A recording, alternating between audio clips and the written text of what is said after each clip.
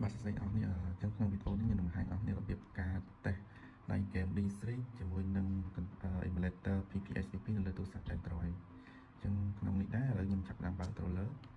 ចឹងអ្នកនរចាំចាប់អារម្មណ៍មើលពេលយើងបើក controller វានឹងថានេះ D3 សូមមើល controller បាន connect ហើយចឹង game ក្នុងថ្ងៃនេះខ្ញុំនឹងតេស្ត Grand Theft Auto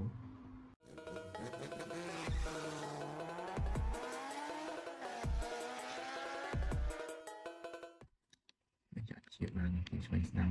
ទៅមុខទៅក្រោយយើងហាក់យើងរត់អីយើងចុចបាក់មិនអាចទៅលើវាបាន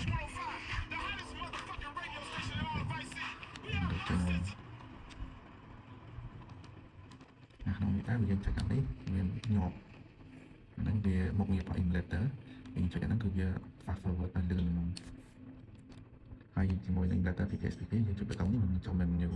អាច save state ឬយើងអាច exit ទៅកាន់ menu វិញបានមានប៊ូតុងផ្សេងៗនេះគឺវាដើរដូចទៅនៅក្នុង touch screen ចឹងអាចប្រើ touch screen ក្នុងនេះក៏បានឬយើងអាចប្រើប៊ូតុងរបស់ controller បានវា sync គ្នាទាំងមូលចុចវាដើរក្នុងនេះទៅបានចឹងវីដេអូមានតែប៉ុណ្្នឹង